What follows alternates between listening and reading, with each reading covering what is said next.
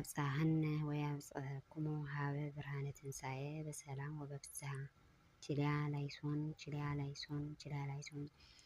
سلام سدرا للو እግዚአብሔር ከመይ ትዕሉ ከመይ ተምስዩ በበቀጻጽራ ሰዓትኩም እግዚአብሔር አምላክና በሰላም መጀመሩ በሰላም ዘፈጸመና ክብርን ምስጋናን ትልል እግዚአብሔርና ይኹን እንትልል እግዚአብሔርና ተሰቂሉ ሞይቱ ናትና ድሕነት ንኽብል ኣብ መቃብር ዝወረደና ክብርን ምስጋናን ትልል እግዚአብሔርና ይኹን ከምዚና ዓመታ ደሞ ኣብቲ ቅዱስ ቤቱን ኣብቲ ቅዱስ ቦትን ኮይና እግዚአብሔር አምላክና ንኽንለምን ክንጸልን ደሞ ቅዱስ ፈቃዱ ይኹነና ለማ አንተ ይዘልኩም መጽየተለሁ ናይ ቀዳም ስዑር በቦታትና ዝተጻሕፈት ቀዳም ስዑር ብምንታይና ንኽብሮን ቆምታያ ቀዳም ስዑር ተባሂላ ብትብል ንሽን ዝተጻሕፈት ካብ ቦታትና ኒሃማ ሓቢርና እስኪ ነምባ በስመ አብ ወወልድ ወመንፈስ ቅዱስ አሐዱ አምላክ አሜን። ቀዳም ስዑር በዛዕለት ጎይታናን መድኃኒናን ኢየሱስ ክርስቶስ ኣብ ከርሲ መቃብር ዝወዓለላ መዓልቲ ብምዃን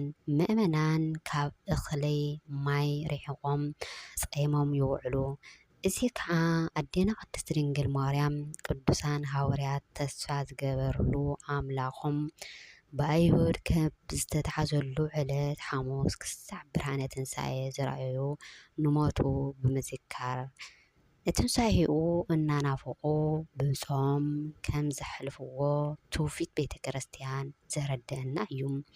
ምእመናን እውን ነዚ ኣብነት ወሲዶም ዝኽእሉ ካብ ዕለተ ሐሙስ ዘይኽእሉ ድማ ካብ ዕለተ ዓርቢ ኣትሒዞም ክሳብ ሰንበት ትንሣኤ ይጾሙ። በዛ መሰረት ከዓ ጎይታ ኣብ መቃብር ስለ ዝወዓለ ቀዳም ሰንበትን ኮነስ ሰንበት ብሕጊ ኣይጽወምን እዩ። ኣብ ዓመት ሓደ ግዜ ስለ እትጽወም ስዑር ተባሂላ ትጽዋዕ። ብኻሊእ ድማ ዲያውሎስ ብመስቀሉ እትሰዓረሉን ነፍሳት ካብ ሲኦል ዝተባረሩሉን ዕለት ስለ ዝዝከረሉ ስዑር ተባሂላ ትጽዋዕ። ብዚካ እዛ ቀዳም ለምለም ቅድስቲ ቀዳም ተባሂላ እውን ትጽዋዕ እያ። ቀዳም ለምለም ማለት ካብ ሶኒ ክሳብ ዓርቢ ስቕለት ኣብ ስግደትን ጾምን ዝቐነዩ ምእመናን ብዕለተ ቀዳም ናይ ንግሆ ጸሎት ምስ ተፈጸመ ካህናት ገብረ ሰላም ብመስቀሉ ወይ ከዓ ብመስቀሉ ሰላም ገበረ እናበሉ ነቶም ኣብ ቤተ ክርስቲያን ዝተኣከቡ ምእመናን ሰቲ ይዕድሉ። ሰቲ ናይ ብስራት ምልክት እዩ። እቲ ምሳሌኡ ድማ ከምዚ ዝስዕብ እዩ። ብዘመነ ኖህ ዝነበረ ህዝቢ ካብ ሕጊ እግዚአብሔር ወፃኢ ትእዛዝ ኣፍሪሱ ምድሪ ብዓመፅ መሊእዋ ነበረ። ምድሪ ድማ ብሓጢኣት ወዲ ሰባት ተጸይቃ ነበረት። እግዚአብሔር ከዓ ንምድሪ ብማይ ኣይሂ ከጥፍኦ ንጻድቕ ኖህ ስድርኡን ዘድሕነሉ መርከብ ክሰርሕ ኣዘዞ። ኖህ ድማ ከምቲ ዝተባሃሎ ገበረ። እቶም ህዝቢ ትምህርቲ ንስሐ ኖህ ክሰምዑን ክቕበሉን ስለ ዘይደለዩ እቲ ግዜ ምስ ኣኸለ ኖህ 8 ነፍሳት ሒዙ ናብ መርከብ ኣተወ። ብድሕሪ እዚ ከዓ ምድሪ ብማይ ኣይሂ የዕለቕልቐት።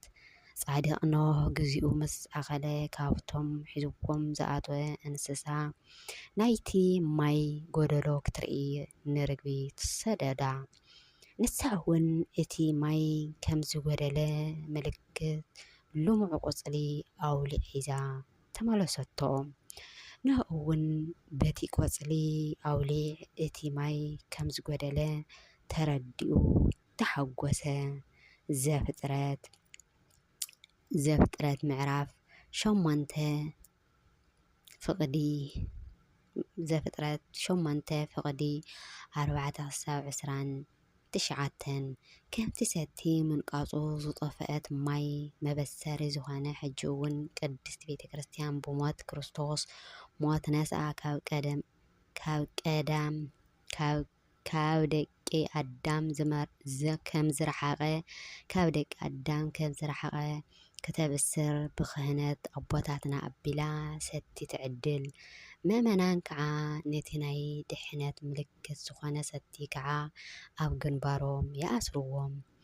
ቅዱስ ቀዳም ቅዱስ ዝኾነ እግዚአብሔር ንፍጥረታት ኩሉ ምስ ፈጠረ በዚኣ ዕለት እዚኣ ካብ ኩሉ ስርሑ ዝዕረፈሉ ክኸውን ከሎ ብሓዲስ ኪዳን ከዓ ንኩሉ ናይ መድሓን ስርሑ ፈፂሙ ብስግኡ ኣብ መቃብር ከዕርፎ ከሎ ብነፍሲ ከዓ ንሲኦል ዘሚቱ ጥራሕ ዝተረፈሉ ዕለት ዝዝከረሉ እዩ። ኣብ ሲኦል ዝነበሩ ነፍሳት ናይ ዘለኣለም ዕረፍቲ ዝወርሱሉ ዕለት ስለ ዝኾነት ካብ ካልኦት መዓልትታት ብዝተፈለየ ቅዱስ ቀዳም ተባሂላ ትጽዋዕ። እምበር ደቂ ክርስቶስ ዝኾና ካብ ጸልማት ናብ ብርሃን ካብ ሲኦል ናብ ናይ ቀዳም ቦትኡ ገነት ምምላስና ብኸምዚ ዝበለ ኣገባብ እናስተንተና ንበዓለ ትንሣኤኡ ክነብዕሎ ኣለና። አሜን።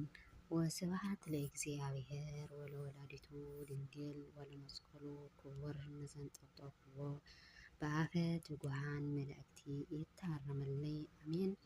እግዚአብሔር አምላኽና ናብ ቀዳም ስዑር ስለ ዘጽሕና ቅድሚ ምስጋና ንሆኖ ስደትና ሓፂሩ ምስ ወለድናን ምስ ኣሕዋትናን ምስ ቤተሰብናን ምስ መላእ ስድራናን ተራሕብና ናፍቆትና ንገልጸሉ ይግበረና እግዚአብሔር አምላኽና። ካብ ወፂኣ ምፍራሕ ይሰውረና እግዚአብሔር አምላኽና። ስደትና ሓፂሩ ቅዱስ ቤቱ ንኽነሳለን ቅዱስ ፈቃዱ ይኹነና እግዚአብሔር አምላኽና።